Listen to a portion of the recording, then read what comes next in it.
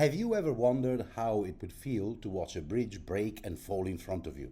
Well, that was how the people in the city of Genoa in Italy felt when their beloved Morandi bridge was struck down by lightning and came tumbling down.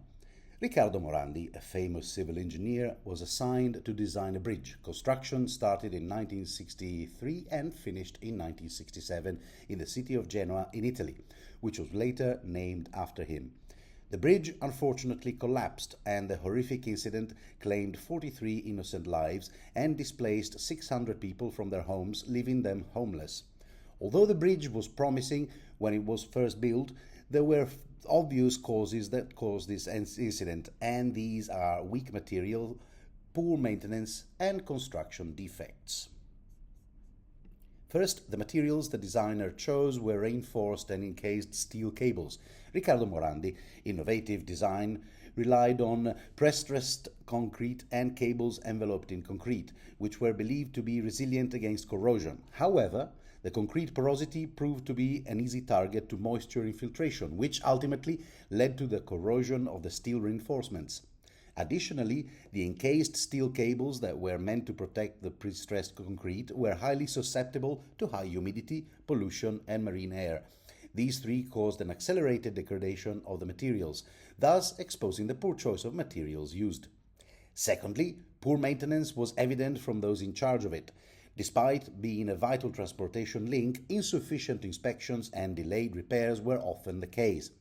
Moreover, since key construction components were difficult to access and inspect, it led to undetected and ignored signs of degradation, which would have delayed the problems from developing. Additionally, the maintenance efforts were sporadic and reactive rather than preventive and proactive. These cases of misconduct allowed small issues to develop into critical vulnerabilities. Finally, construction defects played a huge role in the collapse of the Morandi bridge.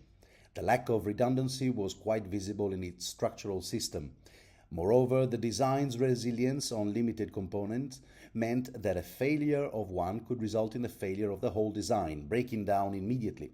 Furthermore, inconsistencies during construction, such as inadequate alignment and poor tension of the cables, created some vulnerability.